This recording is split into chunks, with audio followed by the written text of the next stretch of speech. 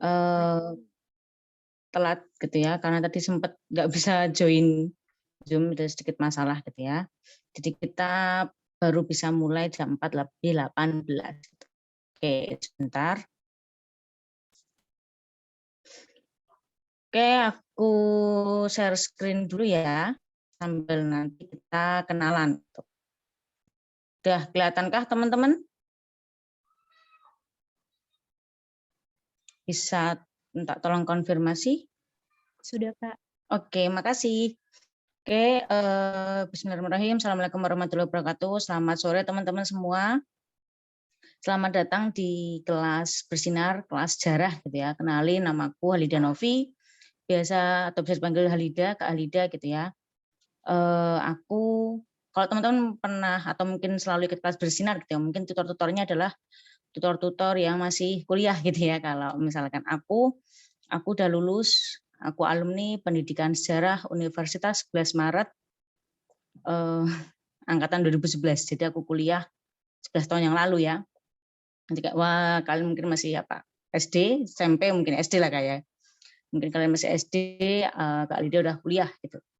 Terus aktivitas sekarang guru sejarah di salah satu SMA swasta di Kota Solo, pelatih tim Olimpiade sejarah di salah satu SMP di Kota Solo, terus juga tim UTBK dan juga konten kreator UTBK sejarah di salah satu startup. Jadi mungkin teman-teman kalau ada yang langganan kelas online gitu atau mungkin pernah ikut kelas, kemarin ada yang anak bersinar juga gitu ya, ternyata ikut kelasku, jadi di kerjaanku gitu maksudnya. Jadi aku waktu jadi tutor di salah satu startup itu ada anak bersinar juga gitu.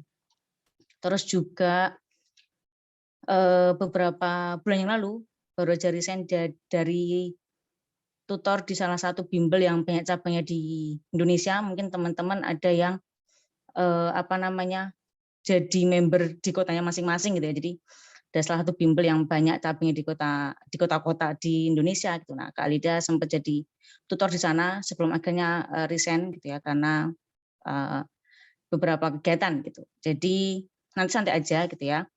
Santai aja kita belajar bareng-bareng gitu. Teman-teman kalau mau ada pertanyaan tentang apapun, maksudnya tentang kuliah, tentang UTBK, tentang sejarah, silakan ditanyakan gitu ya. Mungkin selama ini malu tanya sama gurunya tentang pelajaran sejarah misal kita boleh nih tanya sama Kak Lida gitu. Jadi Kak Lida kebetulan ngajar sejarah juga sejarah Indonesia dari kelas 1 sampai kelas 3 IPA dan IPS gitu. Jadi insya Allah nanti kalau ada materi-materi tentang sekolah mungkin gitu ya, maksudnya yang UTBK gitu.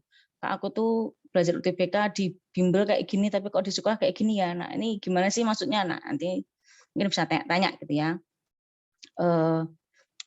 Sebelumnya mungkin disclaimer gitu ya. Jadi kalau misalkan teman-teman sampai hari ini masih merasa bahwa UTBK itu susah, maksudnya materi-materi UTBK itu susah, memang benar. Jadi teman-teman nggak usah insecure gitu ya. Memang UTBK itu benar-benar susah gitu ya. Belum pernah Kak Alida menjumpai murid Kak Alida gitu. Kak Alida ngajar sejarah dari tahun 2014, baru ngajar UTBK, berani ngajar UTBK itu tahun 2018-19 gitu. Kenapa membutuhkan waktu yang lama? Karena memang susah gitu. Jadi belum tentu nih, misalkan teman-teman gitu ya, gurunya di sekolah itu udah guru senior, gitu. Terus teman-teman tanya tentang soal UTBK gitu, ternyata nggak bisa jawab. Nah itu memang hal yang biasa gitu, karena nggak semua guru itu mengerti tentang UTBK gitu, UTBK dan pelajaran sekolah gitu ya, walaupun sama-sama guru nih, misalkan Kak Lida gitu ya, sama-sama guru kalau di sekolah Kak Lida yang jadi UTBK-nya Kak Lida, jadi guru satunya pun kalau misalkan guru sejarah satunya maksudnya kalau misalnya tanya tentang UTBK juga nggak ngerti gitu, bukan berarti dia wah berarti gurunya nggak bisa, bukan gitu ya, tapi memang UTBK dan pelajaran sekolah itu dua hal yang berbeda. Jadi kalau misalnya teman-teman mungkin pernah tanya sama gurunya gitu ya, terus kayak kok nggak bisa ya guruku ya ini ya soal ini ya gitu, padahal tutorku di bimbel tuh bisa loh. Nah itu hal yang lumrah gitu. Bisa jadi tutornya juga nggak bisa kok tanya tentang materi sekolah gitu, karena sekolah dan juga bimbel itu dua hal yang berbeda gitu. Kenapa Kak Alida bisa bilang gitu? Karena Kak Alida di dua hal itu, di dua tempat itu gitu. Kak Alida pernah jadi tutor dan guru gitu ya. Jadi tahu oh memang ini ya bedanya. Jadi tahu bedanya dan tahu gitu kenapa ada orang yang nggak bisa menjawab soal UTBK ataupun nggak bisa menjawab soal kurikulum sekolah standar gitu ya. Jadi teman-teman nggak usah merasa aduh aku bodoh banget ya nggak usah merasa kayak gitu ya. Jadi memang UTBK itu susah gitu. Jadi belum pernah nih Kak Alida bilang UTBK gampang banget ya, belum pernah gitu. Bahkan sampai hari ini pun Kak Alida setiap mau daftar, Kak Alida hampir setiap hari ngajar kelas kayak gini ya gitu ya. Maksudnya baik di sekolah maupun di luar sekolah gitu ya. Hampir setiap hari ngajar materi UTBK pun selalu masih harus belajar itu pun ketika Kak Alida tiba-tiba didadak, oke silahkan mengerjakan soal UTBK dalam waktu segini, pasti Kak Alida juga masih mikir, jadi nggak terus yang di luar kepala enggak gitu, karena UTBK itu soalnya dinamis ya, jadi selalu berubah-ubah gitu. Teman-teman yang teman-teman pelajarin di sekolah itu beda banget sama apa yang keluar di UTBK. Berarti teman-teman udah tahu ya, udah belajar lama gitu kan. Di sekolah kita cuma belajar, oke, Rengas Dengklok, misalkan anggap aja materi proklamasi gitu ya, Rengas Dengklok, golongan tua, golongan muda, Ahmad Subarjo dan sebagainya gitu kan, Janji Koyuso dan sebagainya. Tapi ternyata yang keluar di UTBK itu siapa supir Soekarno, apa merek baju Soekarno, apa merek baju atau apa sepatu impian Muhammad Hatta. Nah itu kan teman-teman nggak akan pernah bisa menjumpai jawaban itu di buku pelajaran kelas berapapun, penerbit apapun, jenjang apapun nggak pernah ada gitu ya. Oh ya nanti kalau misalnya Kak Alida kecepatan ngomongnya bilang aja ya, salah satu kelemahan Kak Alida adalah ngomongnya cepet banget gitu. Jadi apa namanya, ini disclaimer gitu, jadi teman-teman nggak usah merasa aku belajar udah setahun belajar UTBK tuh nggak bisa-bisa Kak, masih ada hal yang aku nggak bisa, ya memang nggak apa-apa gitu. Pun teman-teman Kak Alida di sekolah gitu yang udah senior-senior gitu, beliau-beliau yang udah ngajar puluhan tahun pun ketika mau ngajar materi UTBK pun pasti belajar gitu. Masih belajar dulu, nyari lagi, riset lagi. Kenapa? Karena memang ya itu tadi susah dan butuh apa namanya, pemahaman yang lebih. Kenapa? Karena masuk universitas gitu. Ketika teman-teman nanti berhasil lolos di universitas impian masing-masing gitu ya, di universitas negeri, itu sebanding kok gitu.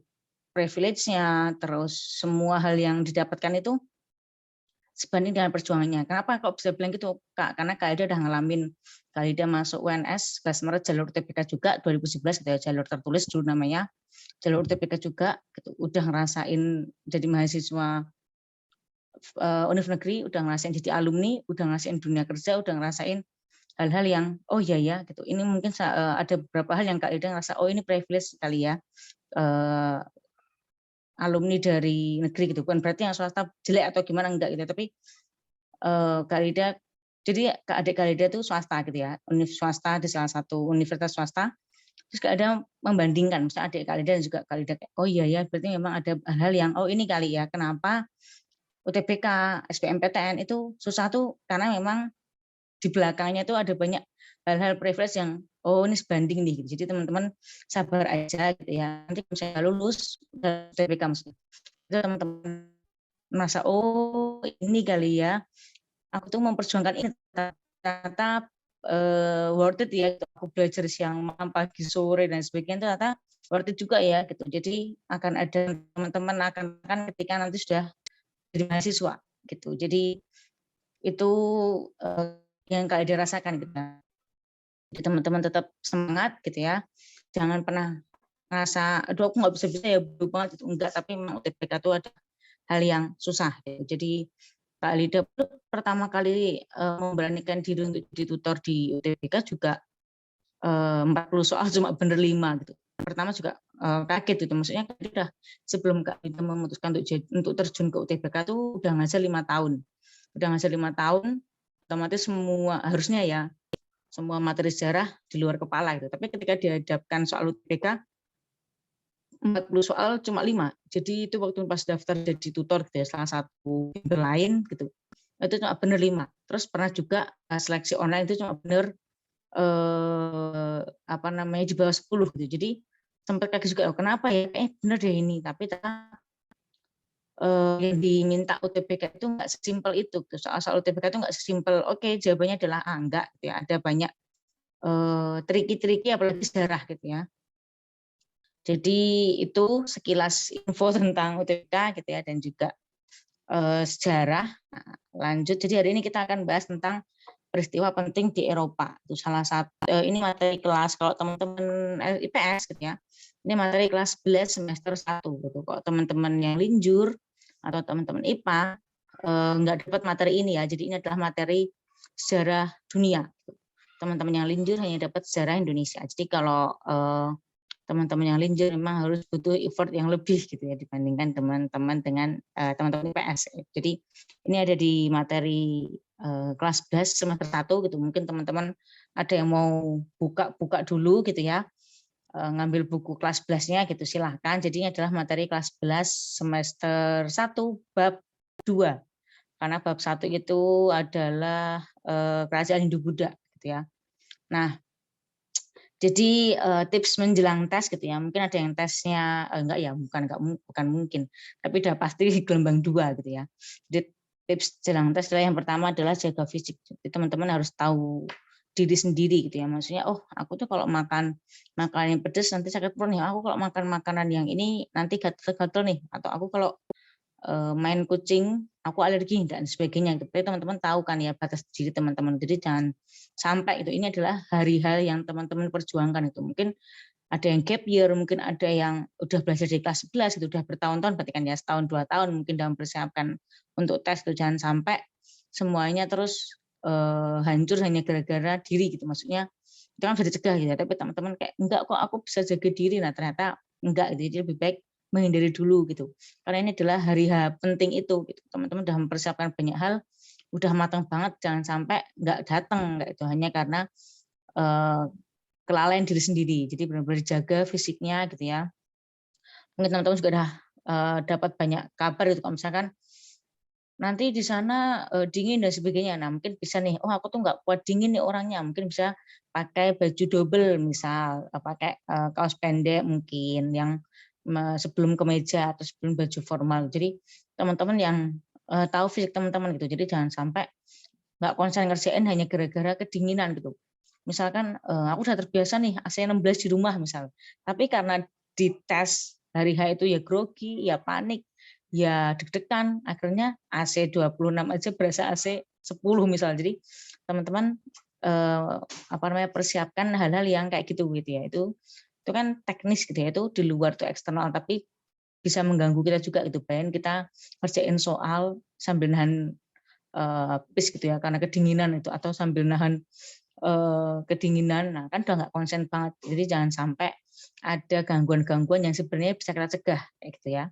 Yang kedua adalah jaga mental gitu. Jadi jangan kebanyakan main Twitter atau Instagram yang kayak soal ini mengerikan, soal ini baik, kayak misalkan ada yang bilang soal sejarah itu gampang, sosiologi susah.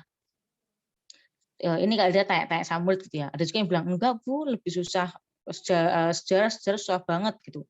Jadi jangan terus ditelan-mentah kayak aduh susah banget nih gimana nih aku kayak gini aja aku udah kesusahan apalagi ntar susah banget. Jadi jangan sampai itu mempengaruhi mental teman-teman gitu. Teman-teman udah belajar banyak, udah belajar lama, jangan sampai hanya karena isu-isu itu gitu, rumor-rumor gitu membuat tambah overthinking gitu. Jadi teman-teman jaga mental juga tuh. Jadi kalau misalnya aduh aku kebanyakan scroll Instagram tuh malah semakin panik nih, atau kalau misalnya aku buka Twitter semakin panik, ya udah gitu. Mungkin bisa istirahat dulu 1-2 hari gitu kan. Mungkin bisa liburan dicari yang lain misalkan apa YouTube lah atau apa gitu. Jadi teman-teman yang tahu diri teman-teman sendiri. Jadi jangan sampai hal-hal yang kayak gitu itu membuat teman-teman down gitu ya.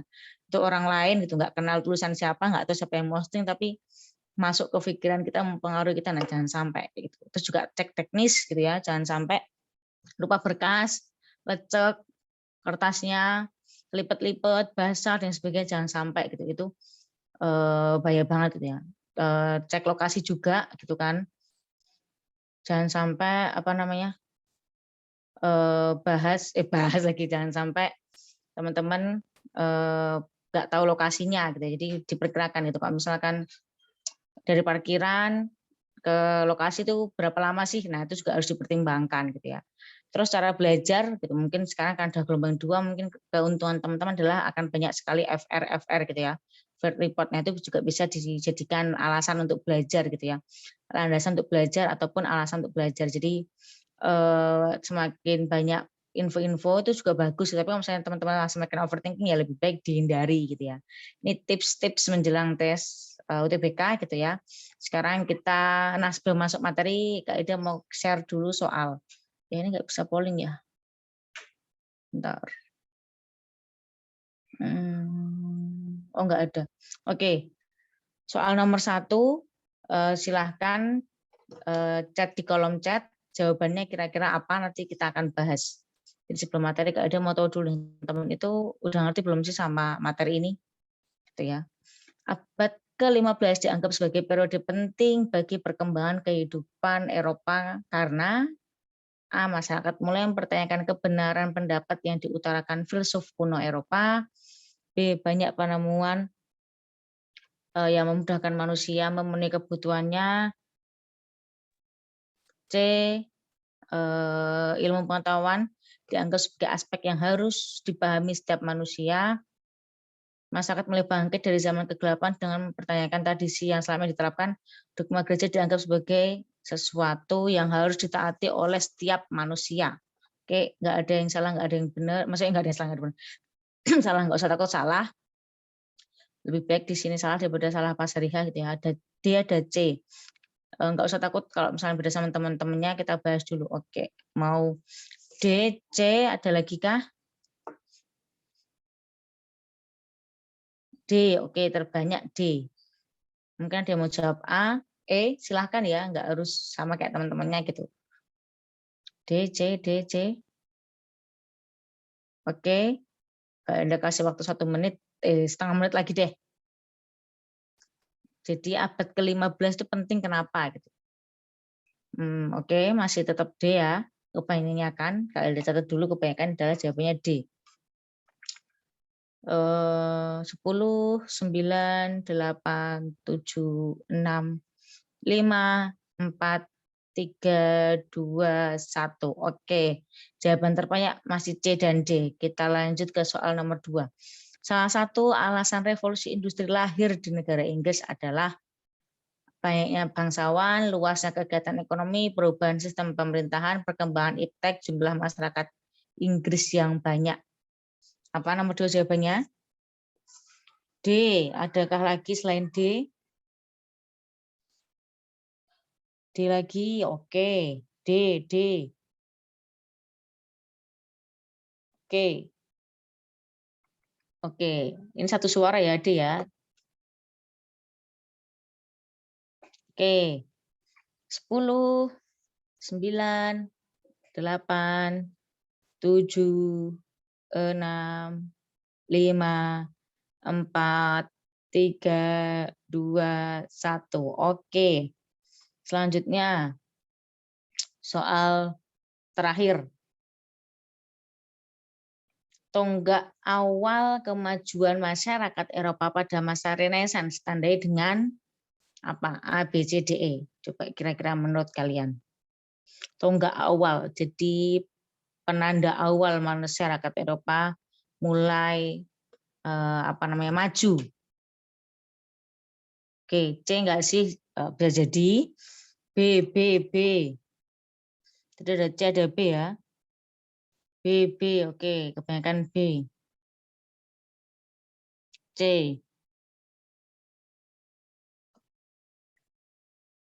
Oke, C, C, C. Oke. Ada lagi kah? Selain C, mungkin ada yang menjawab E, mungkin menjawab A. 10, 9, 8, 7, 6, 5, 4, 3, 2, 1. Oke. Terima kasih teman-teman yang sudah menjawab bahas gitu ya setelah selesai materinya gitu. Jadi kita pertama akan bahas Renaissance itu. Apa sih yang pertama kali teman-teman ingat gitu kalau mendengar kata Renaissance ini? Mungkin ada yang mau open mic boleh, chat boleh gitu. Apa sih kalau dengar kata Renaissance itu apa sih gitu? Apa kayak Renaissance itu asing banget Kak gitu. Mungkin atau kayak Renaissance itu materi yang susah gitu, atau apa gitu. Kalau ada pengen tahu dong, kalau Renaissance itu apa sih yang ada di pikiran teman-teman? Oke, ada 2 jawaban. Bangkitnya bangsa Eropa, masa kejayaan atau kebangkitan. Oke, terima kasih Haira dan juga Eva Undip. Wah, amin. Bangkit dari masa kegelapan, kata Laras gitu ya. Oke. Sekarang kita akan bahas gitu. Apa sih sebenarnya Renaissance gitu ya? Oke, Renaissance itu adalah ada beberapa pengertian gitu ya. Jadi Renaissance itu berdasarkan bahasa Latin. Oke, masa pencerahan. Oke, terima kasih Astrirta. Ya. Renator yang berarti adalah hidup kembali atau lahir kembali. Siapa Kak yang lahir kembali atau hidup kembali? Apakah mati ataukah belum lahir? Nah, jadi yang lahir kembali atau hidup kembali adalah masyarakat Eropa. Gitu. Lahir kembali dari mana? Kita tahu ya, kalau misalkan pada masa kuno, gitu ya, Eropa itu punya peradaban yang luar biasa. Romawi kuno, Yunani kuno itu luar biasa. Gitu. Mereka memimpin peradaban pada masa itu. Gitu. Sebelum akhirnya datanglah Dark Age, gitu ya, masa kegelapan. Gitu. Jadi Renaissance apa sih? Lahir kembali gitu. Mereka tuh dulu sempat jaya loh, sebelum akhirnya kegelapan gitu. Makanya mereka tuh hidup lagi gitu. Yang dulu kejayaan zaman dulu tuh dihidupkan kembali atau lahir kembali gitu. Mereka tuh dulu tuh sempat jaya, sempat menguasai banyak hal dalam peradaban. Terus sebelum akhirnya muncul Dark Age gitu ya, makanya Renaissance adalah memanggil kembali, hidup kembali. Apa yang dipanggil, apa yang hidup kembali adalah kejayaan pada masa peradaban kuno. Kejayaan apa? Yunani, Romawi, kayak gitu ya. Oh ya, nanti kalau misalnya kecepatan itu ya bisa di apa kolom chat gitu ya, Kak, kecepatan gitu. Nah, jadi di mana sih maksudnya gitu? Jadi di mana kebudayaan Barat itu memasuki periode baru di semua bidang, jadi perubahan besar semua bidang gitu. Nanti bidang apa aja nanti kita akan pelajari di next. Jadi yang kembali apa semua aspek ya manusia yang lahir kembali, maksudnya pemikirannya, jiwanya gitu ya. Ya negaranya lahir kembali, ya kehidupan sekitarnya lahir kembali gitu, pemerintahan lahir kembali, itu semua aspek itu baru lagi itu. Jadi lahir kembali gitu. Nah, jadi menyangkut kelahiran dan juga kehidupan ini kalau misalkan kata-kata secara harfiahnya gitu ya, secara teorinya gitu. Jadi bahwasanya juga kemegahan Romawi dan juga Yunani itu membawa mereka, menyadarkan mereka kembali gitu bahwa oh kita dulu tuh sempat kaya kok, kita dulu sempat jaya, kita dulu sempat memimpin peradaban yang luar biasa gitu. Masa kita apa namanya malah turun sih gitu. Dulu zaman dulu aja belum banyak hal aja bisa jaya itu. Masa sekarang udah mulai canggih gitu kan. Maksudnya dibandingkan masa lampau ya, masa malah lebih menurun gitu kan. Itu adalah renaissance gitu ya. Jadi latar belakangnya kenapa sih? Yang pertama adalah di bidang sosial gitu. Masyarakat Eropa pada saat itu sangat terikat pada doktrin gereja. Jadi dogma-dogma gereja sangat kuat gitu ya. Nanti akan menyambung ke politik gitu. Raja yang sebagai simbol. Jadi semua kekuasaan dipegang oleh gereja. Gitu. Jadi kalau ada hal-hal yang melawan atau tidak sesuai dengan gereja berarti melawan Tuhan. Jadi layak dihukum. Salah satu contohnya apa? Ada penemuan-penemuan, misalkan Galileo Galilei, terus Nicholas Copernicus dan sebagainya gitu ya. Galileo Galilei mengatakan bahwa bumi ini bulat gitu. Pada saat itu gereja tidak menyetujui itu gitu. Makanya apa yang terjadi? Galileo Galilei dihukum gitu ya, dibunuh. Jadi raja yang sebagai simbol. Nah, semua yang menjalankan adalah gereja. Jadi kalau misalnya ada yang enggak mentaati peraturan, nah berarti ini melanggar, kamu mau melanggar peraturan gereja ya, berarti kamu melanggar Tuhan nih. Gitu. Ketika mulai untuk dihukum, nah pada masa itu kayak gitu ya doktrinnya gitu. Jadi berbeda dengan apa namanya Eropa pada masa sekarang itu kan, ya raja atau apa namanya pemimpin itu ya di bidang politik kayak gitu. Nah ini zaman dulu itu apa sangat terikat pada doktrin gereja gitu kan. Terus budaya adalah pembatasan dalam hal bidang seni. Jadi sudah ditentuin gitu karena jadi gereja itu mengatur semua sisi kehidupan. Oke, buku-buku apa yang boleh dibaca sih gitu ya. Bidang seni apa sih yang lukisan-lukisan apa yang boleh di apa pertontonkan. Jadi semuanya harus by seleksi gitu ya. Jadi tidak bisa apa namanya bebas kayak gitu kan. Bahkan terjadinya dark age ya. Latar belakang ini tuh menceritakan kondisi dark age. Jadi latar belakang lahirnya Renaissance. Jadi latar belakang ini sama aja adalah masa dark age gitu kan. Jadi pada masa itu gitu ya, kondisi Eropa tuh kayak gini. Nah, makanya akhirnya menjadi latar belakang kelahiran Renaissance. Kenapa sih kok lahirnya? Karena kondisi masyarakatnya kayak gini, kayak gitu ya, Haira ya.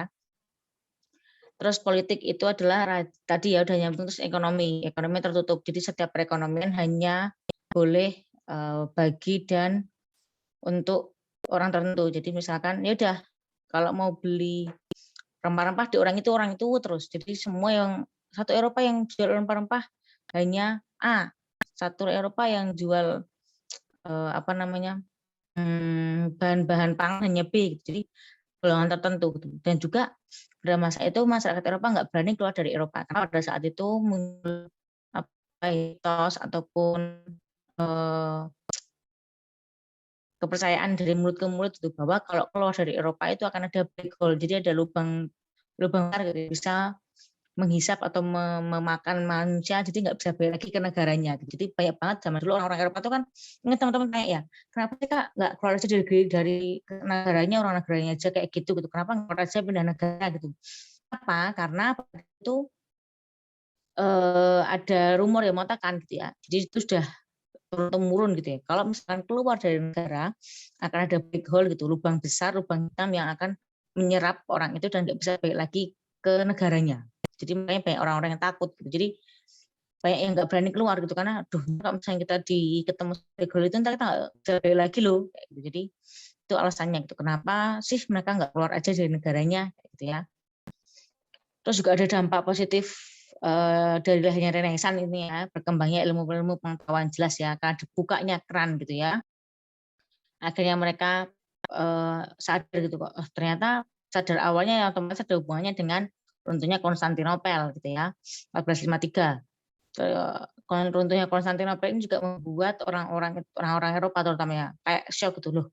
Kenapa? Karena Konstantinopel itu adalah lambang kejayaan mereka. Jadi mereka kan nggak bisa keluar, mereka kan nggak pernah keluar. Tidak ada info tentang dunia luar. Jadi mereka tuh menganggap Konstantinopel itu adalah bangunan terbesar di dunia, bangunan termegah di dunia. Jadi nggak mungkin ada yang bisa ngancurin gitu. Ini adalah bangunan terbaik gitulah, peninggalan peradaban kuno. Jadi ketika ada orang yang berhasil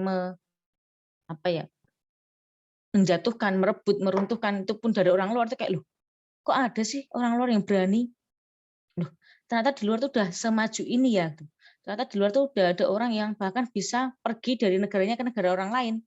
Jadi itu membuka pemikiran mereka tuh. Ditambah lagi juga Turki kan juga membatasi perdagangan Eropa dengan Asia ya. Otomatis akhirnya membuat mereka mau nggak mau harus mencari sendiri di mana sih lumbung rempah-rempah. Nah, akhirnya untuk keluar karena pilihan cuma satu. Mereka mati nggak makan rempah-rempah atau mati dimakan black hole. Akhirnya mereka memilih untuk keluar dari Eropa dan oh ternyata di luar Eropa tuh udah kayak gini, udah maju banget ya gitu. Di Cina udah nemuin kertas, di Arab sudah ada perpustakaan dan sebagainya. Jadi momen itulah gitu akhirnya mereka menyadari gitu. Mereka akhirnya banyak-banyak baca buku, banyak-banyak penelitian, akhirnya apa? Mulai berkembangnya ilmu pengetahuan, terbentuknya masyarakat yang maju gitu. Karena apa? Karena mereka tahu, oh ternyata yang lagi laris tuh jualan ini ya. Zaman dulu kan semua dibatasi gereja gitu ya. Oh ternyata yang lagi laris itu rempah-rempah, oh ternyata yang lagi laris itu lada, oh cengkeh. Oh kita harus cari cengkeh yang murah nih, biar ntar dapat untung. Nah itu adalah akhirnya orang-orang mulai menggunakan nalarnya. Gitu. Selama ini kan semua diatur. Gitu. Ketika akhirnya terbebas itu semua, mereka jadi bisa mikir, oh kalau aku produksi ini akan menghasilkan uang segini nih. Oh kalau aku ambil barangnya di sana lebih murah, nanti lebih untung dan sebagainya gitu ya. Munculnya tokoh-tokoh perubahan di Eropa gitu ya, para filsuf dan juga akhirnya mendorong pencarian daerah baru. Nah, jadi penjajahan samudra itu juga efek dari Renaissance, termasuk juga ada peran merkantilisme di dalamnya, gitu ya. Nah, dampak negatif jelas pelanggaran terhadap norma, gitu. Mereka semakin terpengaruh banyak hal, gitu ya. Terus tidak semua hal yang dari luar kan tidak semua pengaruh dari luar baik ya. Mereka karena akhirnya dibuka wawasannya, gitu. Mereka jadi menerima semua hal. Akibatnya apa ya itu ada hal-hal yang seharusnya nggak diterima tapi mereka terapkan kayak gitu. Salah satunya adalah ateisme gitu. Jadi mulai adanya ateisme, penurunan jumlah pengikut gereja di Eropa. Tuh akhirnya beberapa gereja menggunakan, kalau teman-teman pernah baca buku Dan Brown gitu ya, ada lukisan Dante gitu ya, lukisan yang menggambarkan tentang lapisan neraka, jadi kayak koruptor itu lapisan berapa, terus pembohong lapisan berapa. Nah itu sebagai daya tarik orang-orang untuk balik lagi ke gereja. Apakah berhasil? Ya lumayan, tapi nggak sebanyak zaman dulu. Jadi orang-orang mulai mengalami traumatis. Jadi ateisme ini lahir karena trauma, takut gitu. Kalau nanti sampai suatu agama yang mendiami suatu negara itu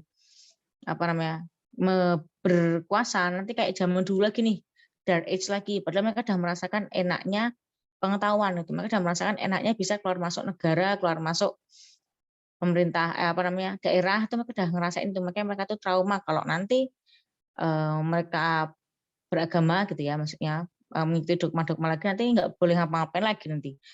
Ada lebih banyak ilmu yang didapatkan ketika baca buku dan sebagainya gitu. Jadi itu adalah kenapa sih ada ateisme gitu. Itu penjelasan singkat tentang ateisme gitu ya. Selanjutnya ada revolusi industri gitu ya. Jadi Khalida membahasnya untuk pertama ini hanya jadi kan peristiwa Eropa itu kalau di buku sekolah gitu ya. Itu pertama ada Renaissance, ada merkantilisme, reformasi gereja, revolusi industri, Renaissance, merkantilisme, revolusi industri, sama Aufklärung gitu ya. Tapi kalau yang di UTBK itu mostly yang keluar adalah merkantilisme, revolusi industri, reformasi gereja dan juga Renaissance gitu.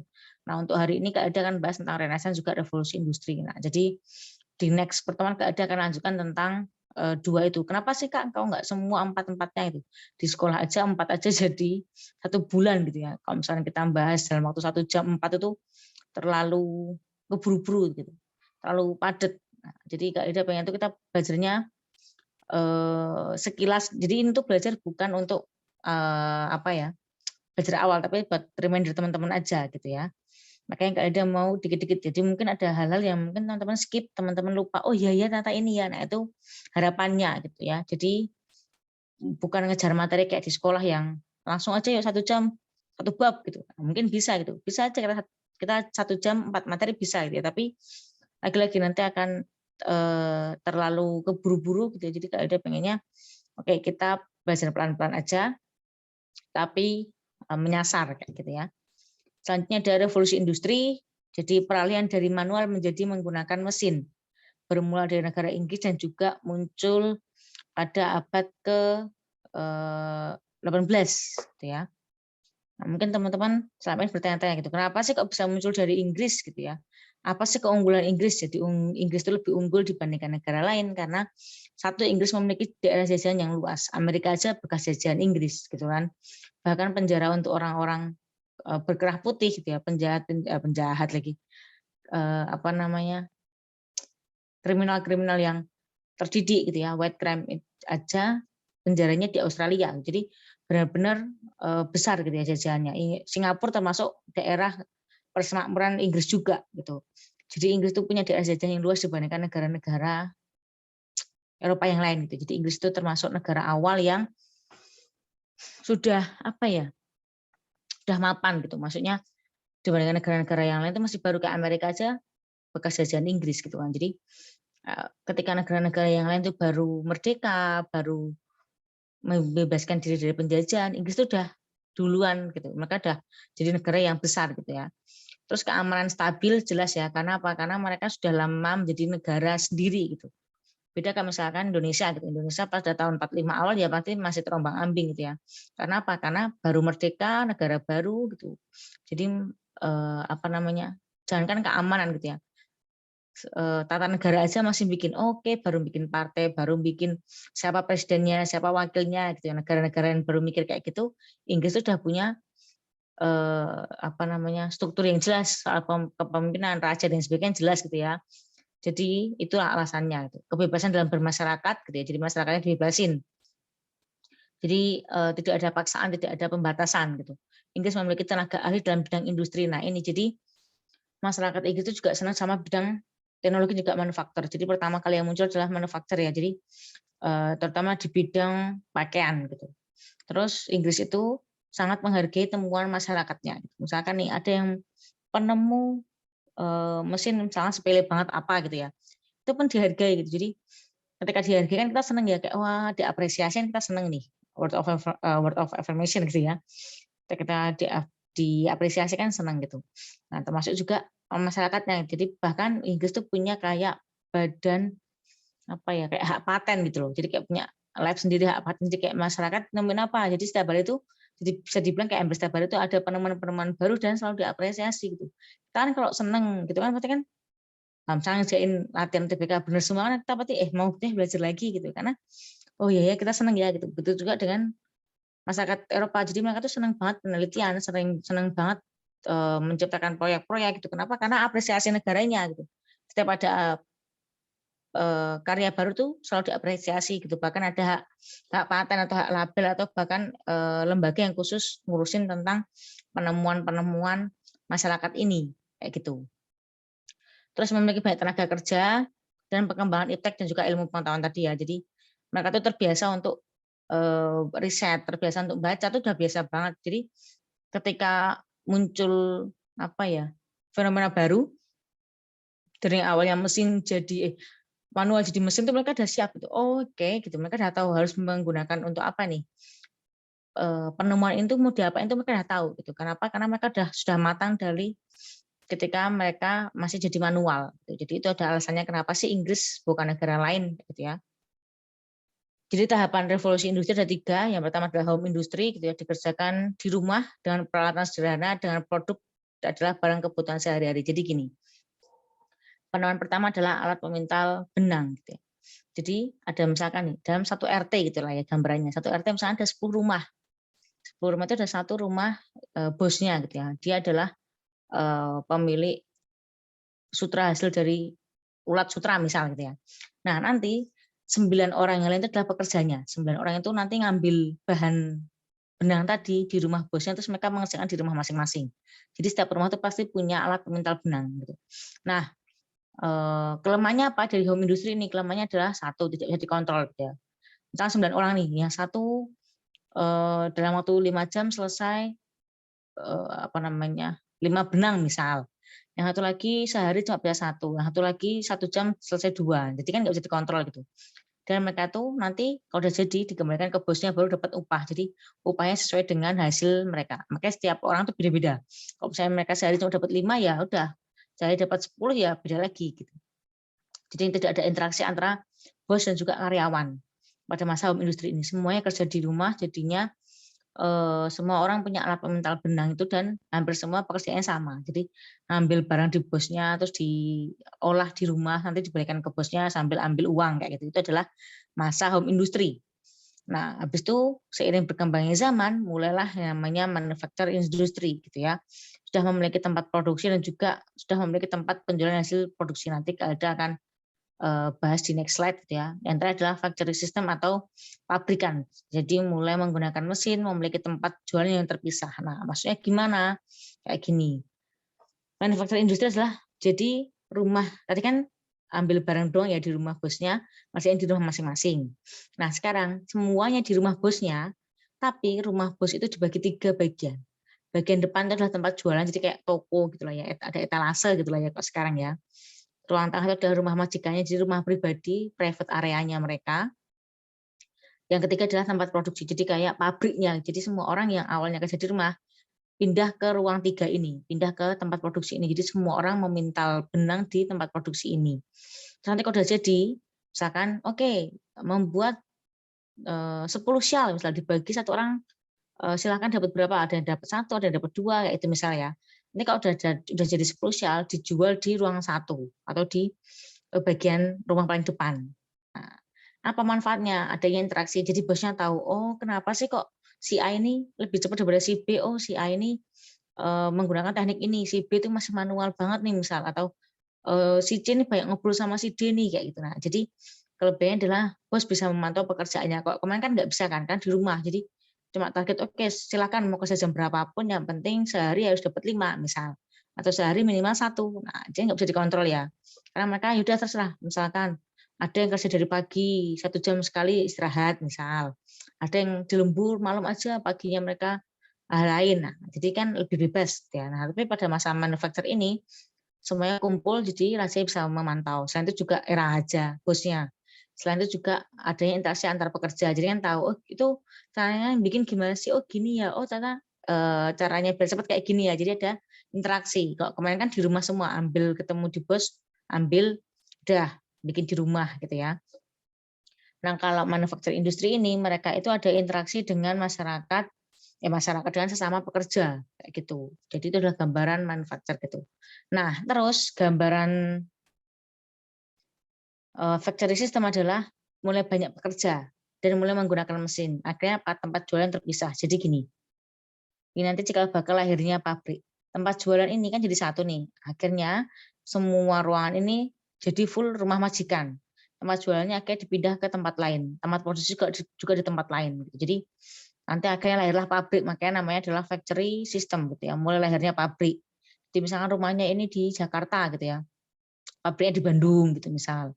Terus tempat jualannya juga misalkan beda RT atau apa gitu. Jadi rumah yang sebelumnya pada masa manufacture itu dibagi jadi 3 bagian, ketika masa factory system menjadi full milik majikan. Tempat jualan dan juga tempat produksi terdapat di luar daerah, gitu. Terutama tempat produksi di luar daerah. Gitu ya. Jadi itu alasannya, misalkan ada pabrik-pabrik di Kota Solo misal, kata bosnya orang Jakarta misal, atau orang Jawa Timur, jadi sudah beda daerah gitu ya. Jadi itu adalah gambar tentang factory system gitu.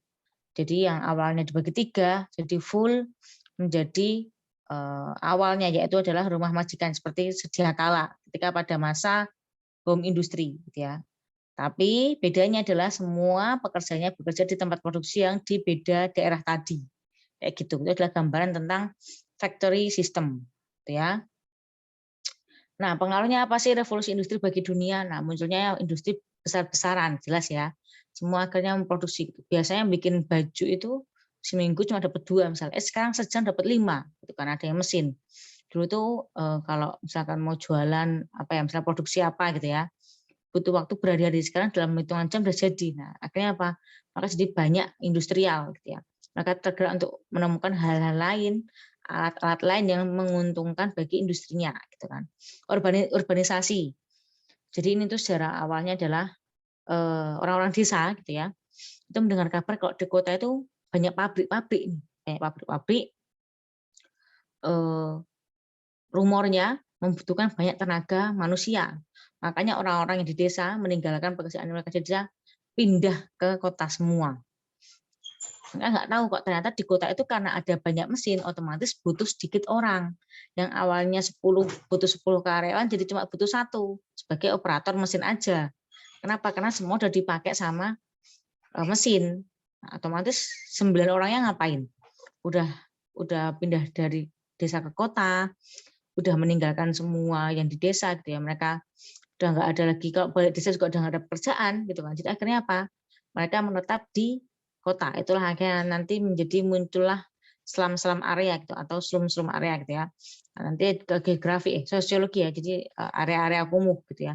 Itu adalah alasannya gitu. Kenapa? Karena di kota mereka nggak dapat pekerjaan, balik ke desa juga udah nggak ada pekerjaannya. Karena apa ya? Karena ketika mereka mau hijrah ke kota itu mereka benar-benar menyelesaikan yang di desa aja, kayak misalkan tanah-tanah yang dijualin, rumah-rumah yang dijualin, kan mereka kita ke kota yuk kayak gitu loh. Nah, jadi itu juga alasannya kenapa sih biasanya di dekat pabrik-pabrik ada banyak kos-kosan atau rumah-rumah. Nah, itu adalah sejarahnya kayak gitu gitu. Kenapa? Karena dibikin dekat dengan tempat kerjanya. Nah, akhirnya apa? Mulai muncul masalah-masalah sosial juga. Kenapa? Karena mereka nggak apa-apain gitu. Mereka nggak ada pendapatan dan mereka butuh makan juga kan gitu. Akhirnya apa? Mulai muncul masalah-masalah sosial yang harusnya mereka kerja tapi karena nggak kerja gitu ya, ya udah gitu. Akhirnya mereka di kota gitu kan. Mau balik juga udah nggak ada, di kota juga udah nggak ada pekerjaan, jelas gitu ya, karena semua digantikan oleh mesin. Akhirnya mulai perubahan sosial masyarakat gitu. Mulai ada kelas-kelas baru lagi gitu ya. Dan mulai munculnya paham baru, yaitu berbagai paham, ada sosialisme, komunisme dan sebagainya juga muncul akibat revolusi industri. Bahkan komunisme dan juga sosialisme ini muncul pertama-tama juga dari kaum buruh gitu ya, dari pekerja-pekerja yang di industri ini kayak gitu. Nah, itu nanti nyambungnya ke paham-paham besar dunia ya. Bab selanjutnya gitu, kalau di buku tentang paham-paham besar dunia ada nasionalisme, kapitalisme, sosialisme, komunisme. Nah, tadi sekilas gitu ya. Nah, kita tadi akan bahas gitu ya, kalau misalnya teman-teman mungkin setelah pembahasan mungkin ada perubahan jawaban. Abad ke-15 dianggap sebagai periode penting bagi perkembangan kehidupan masyarakat Eropa karena masyarakat mulai mempertanyakan kebenaran pendapat yang diutarakan. B. Banyak penemuan. C. Ilmu tek dianggap sebagai aspek yang harus dipahami. D. Masyarakat mulai bangkit. E. Dogma gereja dianggap suatu yang harus ditaati. Oke, ada perubahankah? Atau tetap kekeh? Tadi terbanyak jawabannya ada yang di D. Setelah tadi dapat materi singkat dari Kak Alida, apakah ada perubahan atau oke Kak, tetap D? Yakin, sudah sangat yakin atau ada perubahan lagi kah? Yakin semuanya D atau ada perubahan? Enggak kah? Oke, tetap. Oke, ya jawabannya adalah yang benar D. Masyarakat mulai bangkit dari zaman kegelapan dengan mempertanyakan tradisi yang selama ini diterapkan. Jadi karena banyak ilmu gitu ya, akhirnya loh kata gereja kayak gini loh. Tapi di buku pengetahuan tuh kayak gini teori-teorinya. Jadi mereka mulai mempertanyakan sebenarnya yang benar yang mana sih gitu. Kenapa kok misalkan yang benar ini kenapa gereja menyebarkan yang ini gitu. Akhirnya mereka mulai bertanya-tanya gitu.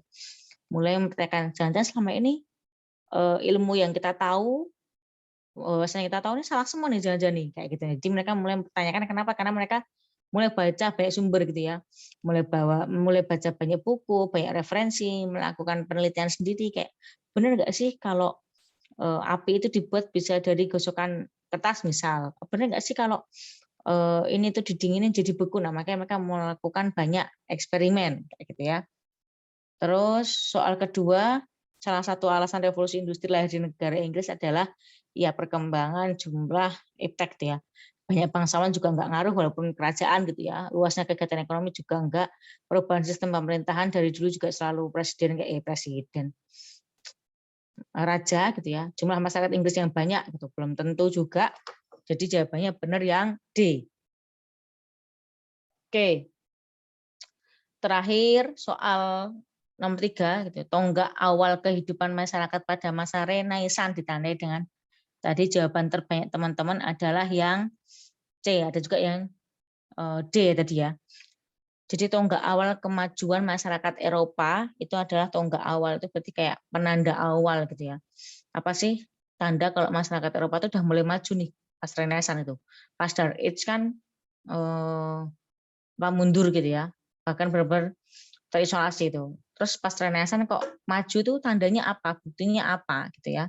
Nah, buktinya adalah yang C, kemampuan masyarakat menggunakan nalar untuk berpikir gitu. Jadi kenapa enggak pembahasan keikutsertaan gereja gitu ya itu bukan tonggak awal gitu. Maksudnya gini. Sejarah itu cara kan seakan-akan mirip semua ya. A kayaknya benar, B juga benar, C, D, E benar semua. Nah, jadi cara ngasihin soal sejarah adalah cari yang paling umum. Maksudnya apa? Jadi dari semua ini yang paling umum adalah yang C, kemampuan masyarakat menggunakan nalar untuk berpikir. Maksudnya Kak, nah karena mereka bisa menggunakan nalar untuk berpikir, akhirnya mereka apa? Mulai membentuk stratifikasi masyarakat ekonomi Eropa yang mulai sistematis, mengganti feodal jadi kapitalis. Kenapa? Karena mereka bisa menggunakan nalarnya, mereka bisa connecting the dots, mereka bisa membaca informasi, mereka bisa membaca banyak referensi. Akhirnya mereka meluruskan gitu ya, atau membenahi atau merubah hal-hal yang selama ini jadi keyakinan mereka. Jadi karena nalarnya jalan gitu ya, karena nalarnya berpikir. Kenapa nalarnya berpikir? Karena mereka mulai masuk budaya-budaya baru, budaya membaca, budaya meneliti, budaya menerima hal-hal baru. Akibatnya apa? Mulai lahirlah perubahan besar-besaran di Eropa, segala bidang gitu ya. Apa namanya? Mulai dari pemerintahan gitu ya. Nanti akhirnya merembet ke bagian revolusi berbagai negara, revolusi Prancis, revolusi apa namanya Amerika dan sebagainya, akhirnya mulai merembet ke negara-negara lain gitu ya. Kenapa? Karena tadi adanya perubahan besar-besaran akibat dari masuknya ilmu pengetahuan baru yang selama ini mungkin mereka terbatas. Mereka selama ini dapatnya hanya dari gereja satu sisi gitu ya. Ketika akhirnya Renaissance muncul, mereka dapat banyak info gitu. Misalkan ngomongin soal pembuatan baju yang hangat misal, mereka punya banyak referensi. Ada 10 buku misal, oh dipakainya pakai benang ini, oh pakai sulaman yang ini, oh pakai ini jarumnya. Itu baru satu bidang, belum bidang yang lain. Jadi mereka juga akhirnya mendapatkan banyak info-info, banyak hal-hal baru yang akhirnya menstimulasi nalar mereka untuk berpikir yang akhirnya melahirkan banyak kebijakan-kebijakan, banyak perubahan-perubahan besar di Eropa. Jadi yang paling awal itu adalah yang C. Karena percuma kalau nalarnya nggak berpikir, nggak akan mungkin ada pembentukan masyarakat Eropa yang baru. Nggak mungkin mereka kepikiran untuk merubah sistem pemerintahan. Jangan kan merubah sistem ya, mereka merubah dirinya sendiri saja belum tentu bisa gitu. Kalau pada masa Dark Age gitu, karena ngapain merubah, mereka tuh nggak tahu kalau apa yang mereka terima itu ternyata nggak benar gitu misal, atau nggak sesuai itu mereka nggak tahu gitu kan. Jadi gimana mau merubah kalau mereka nggak dapat informasi baru. Nah, karena informasi baru inilah akhirnya mereka, oh ternyata tuh kayak gini ya, oh kenapa es tuh mencar tuh karena ini, oh kenapa api itu panas karena ini, sebagainya gitu. Jadi itu adalah awal gitu, menjadi penanda kemajuan masyarakat Eropa pada masa Renaissance gitu. Oke, jam 5:08 tadi kita mulai jam 4:18, jadi ada 10 menit. Kalau teman-teman mau tanya silahkan gitu ya, karena sudah selesai. Nah, jadi kalau teman-teman mau tanya silahkan, mau apa ya, tanya apapun gitu boleh, maksudnya tentang yang kalau keluar negara nggak bisa balik lagi itu doktrin ya Kak, bisa bisa doktrin gitu ya, tapi lebih ke kayak apa ya, kalau misalnya kita mungkin kayak legenda gitu ya, sejarah lisan gitu, jadi kayak dari mulut ke mulut, jadi nggak ada yang tahu dari mana asal siapa yang mulai, tapi sudah mendarah daging di masyarakat Eropa pada masa Dark Age itu bahwa oke, oke Laras, bahwa kalau kita keluar nggak usah balik lagi. Gitu. Jadi tidak ada yang tahu apakah triggernya itu apa tuh nggak ada yang tahu gitu. Apa mungkin dulu ada hewan buas atau apa juga nggak tahu, tapi itu yang beredar gitu. Jadi menyebabkan banyak orang yang nggak ada yang berani untuk keluar dari Eropa. Sorry. Randa of Current itu perkembangan iptek atau munculnya revolusi industri Kak. Iptek, revolusi industri itu bagian akhir dari semua ini. Jadi revolusi industri itu setelah Eropa yang maju, setelah orang-orang bisa mikir, akhirnya mulai muncullah revolusi industri gitu. Karena percuma ada mesin tapi nggak bisa dipakai gitu ya. Mereka nggak tahu ini buat apa ya. Nah, jadi yang paling penting dari peristiwa Eropa itu adalah nalarnya mereka dulu gitu. Jadi ketika mereka ada nalarnya udah jalan, itu mereka udah bisa kayak gitu. Nah itu Kak, tapi itu Alvaro nggak buka Renaissance. Masih tadi.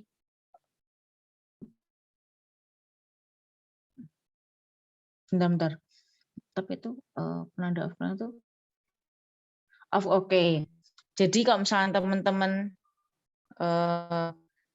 baca gitu ya, Alvaro dan juga Renaissance itu banyak kemiripannya. Jadi perbedaan itu kayak misalkan satu lebih di bidang pengetahuan, satu lebih di bidang seninya.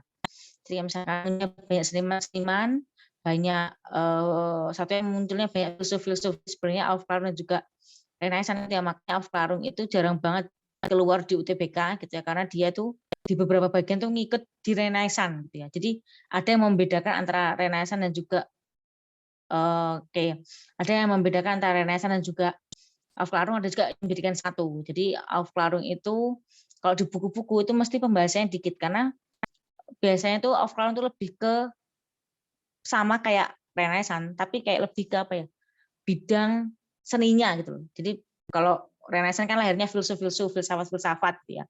Nah kalau Aufklärung itu di luar itu. Jadi sama-sama perubahan, sama-sama pencerahan, tapi beda bidang kayak gitu. Oke, Li gitu ya. Lebih baik kita hafalin buat oke.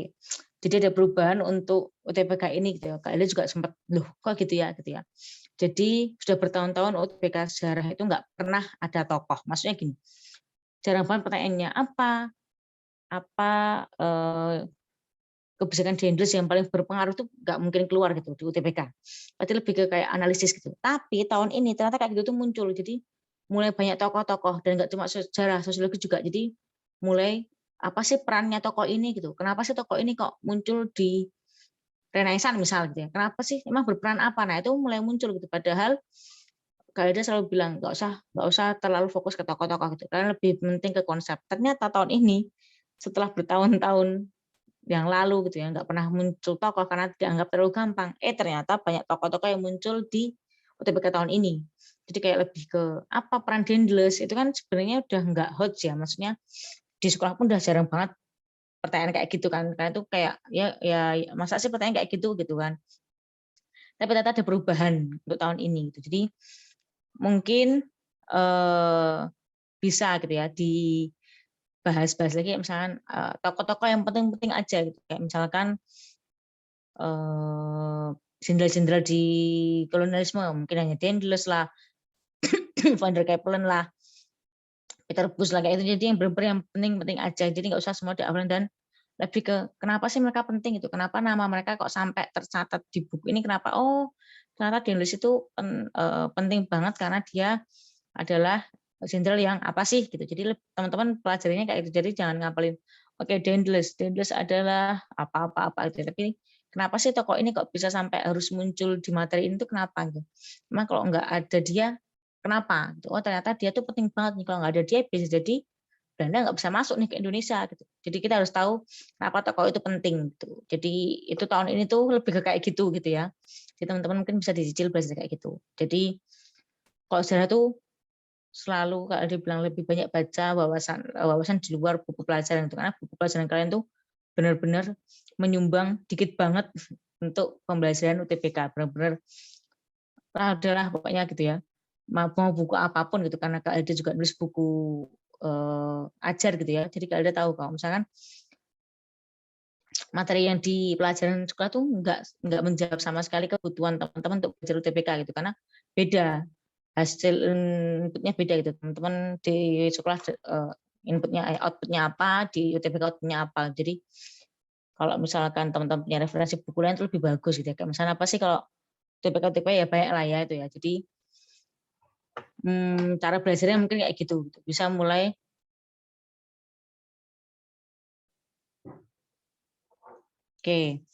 mulai belajar kayak gitu.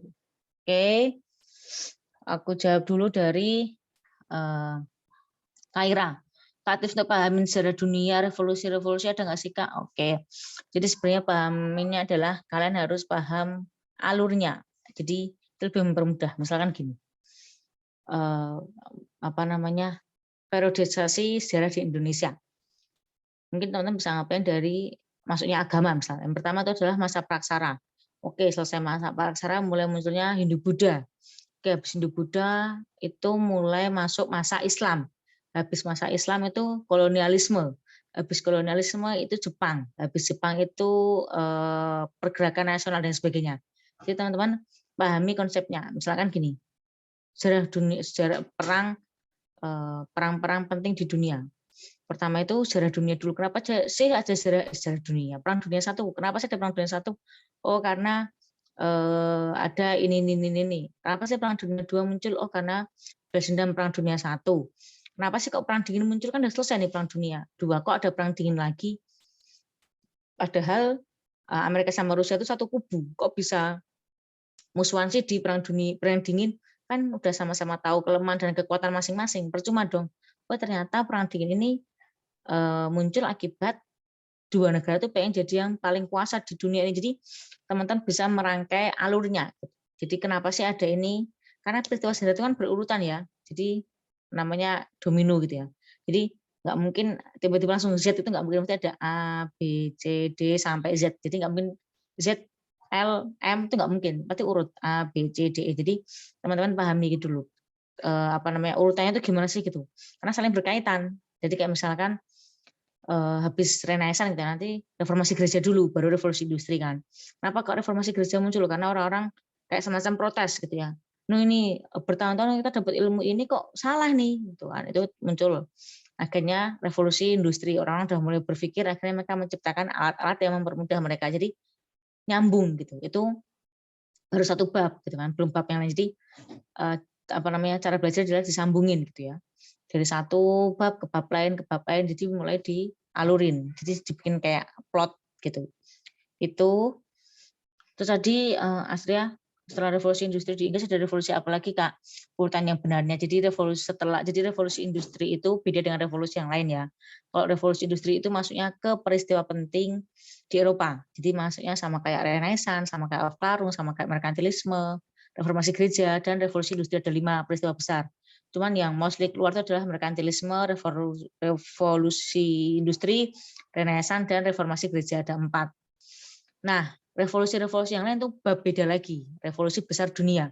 Ada revolusi Prancis, Cina, Indonesia, Amerika. Nah, itu beda revolusi. Tapi ada kaitannya gitu ya. Maksudnya misalkan revolusi Prancis melawan yang namanya absolutisme, revolusi Amerika melawan penjajahan Inggris. Jadi mereka triggernya beda-beda. Tapi apa yang sama itu adalah perubahan besar-besaran. Revolusi kan perubahan besar-besaran ya, dari semua bidang gitu ya, secara cepat gitu. Jadi perubahannya apa? Misalkan dari Amerika gitu ya, awalnya jadi bawahan Inggris jadi negara merdeka, itu kan perubahannya besar gitu kan. Yang sebelumnya itu mereka nginduk ke Eropa, ke Inggris, tiba-tiba mereka berdiri jadi negara sendiri. Atau apa namanya, revolusi Cina akhirnya melahirkan banyak negara, misalnya Taiwan dan sebagainya gitu ya. Atau revolusi Prancis akhirnya merubah tatanan struktur Prancis gitu. Jadi revolusi yang lain sama revolusi industri itu beda bab gitu ya. Tidak dalam satu kaitan yang garis lurus yang sama gitu, walaupun sama-sama revolusi namanya. Jadi revolusi itu juga sama-sama kelas 11 sejarah juga, tapi bab setelah itu. Jadi tidak satu bab yang sama kayak gitu. Itu tadi siapa ya tanya ya? Astritia. Gitu. Ada lagi kah yang mau tanya? Feel free gitu ya. Kak coba jelasin tentang reform bill. Oke, bentar ya. Ada lagi kah? Ini bentar, ada bacain dulu.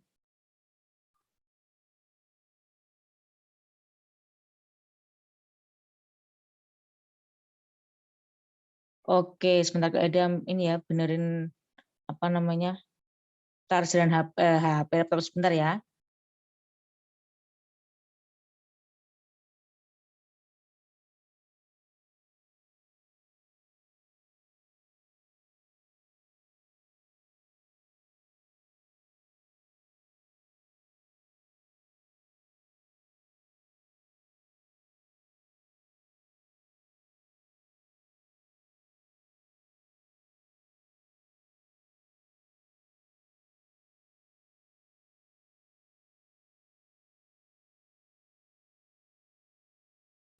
Oke, sorry.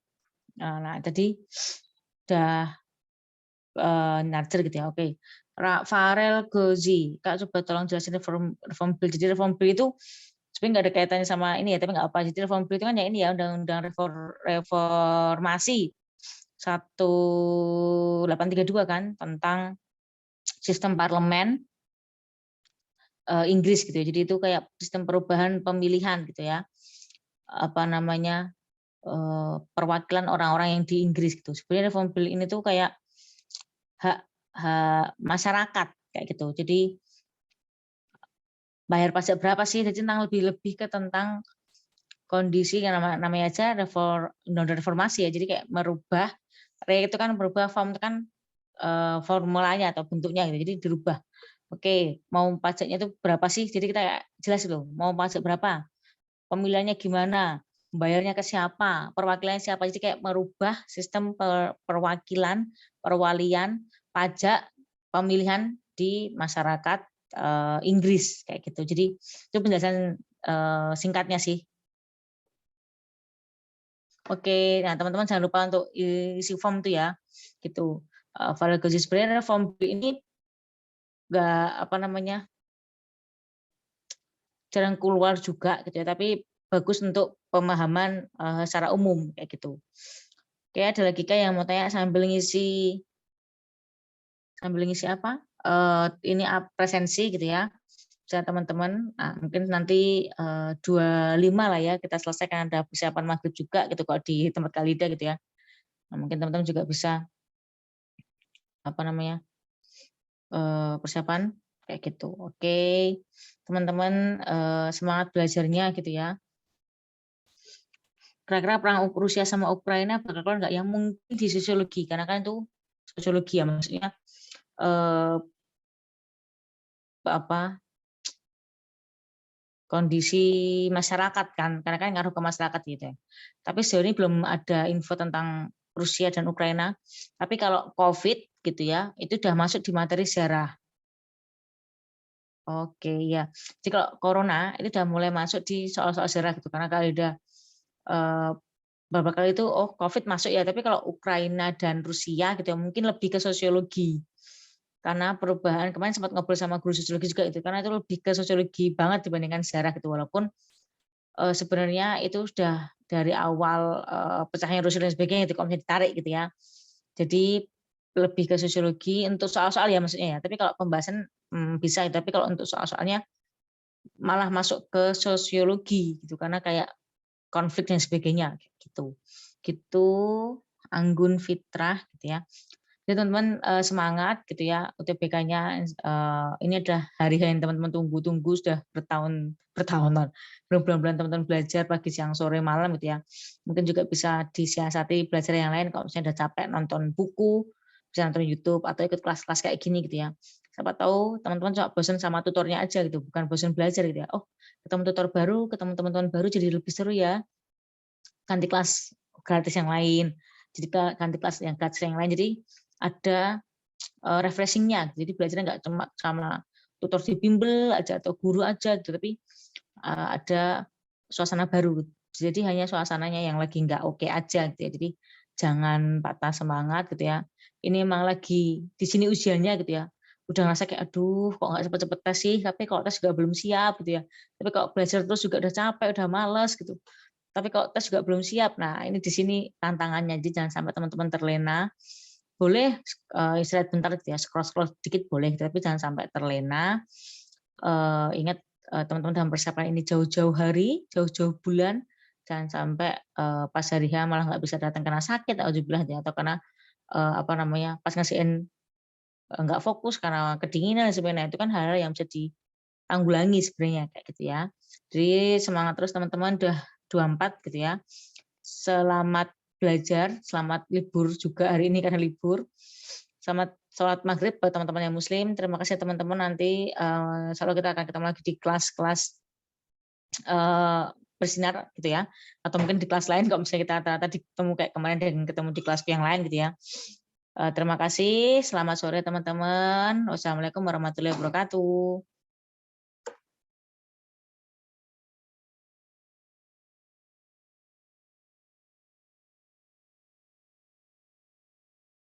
Iya, sama-sama.